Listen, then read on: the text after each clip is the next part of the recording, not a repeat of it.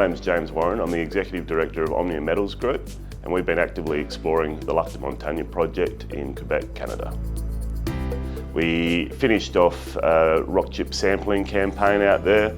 We also did some trial soil sampling and completed a ground magnetic survey. The idea of the rock chip sampling was to get a really first pass look at all the outcropping pegmatites through the project area that we've identified through geological studies and aerial imagery. We've found some very interesting pathfinder element patterns, which are sort of pointing us in the direction of some highly fractionated pegmatites, and we're confident with a bit more work through the coming years that we'll really hone in on some areas where we think there'll be some significant lithium mineralisation.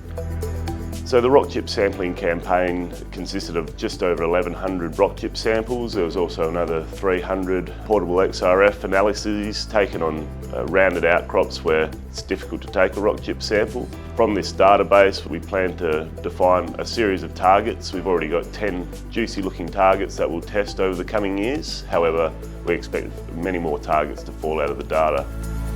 The plan for the rest of the year and into next year is we're going to kick off our maiden drilling campaign.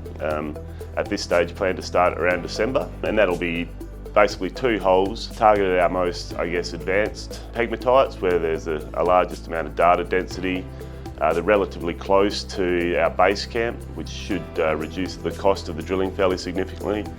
And the idea of the 2 drill holes is to really get a cross-section through one of these outcropping pegmatites and test for potential mineralisation in the middle of what's a pretty attractive looking target.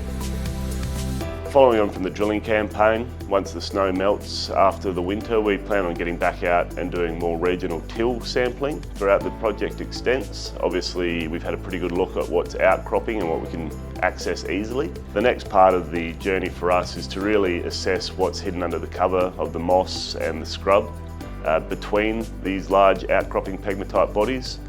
But we believe with the detailed till and soil geochemistry, we can hone in on some targets under cover and potentially blind pegmatite ore bodies. So I look forward to providing an update next quarter where we should have results of our maiden drilling program pending and plans for our upcoming field season in the Canadian summer.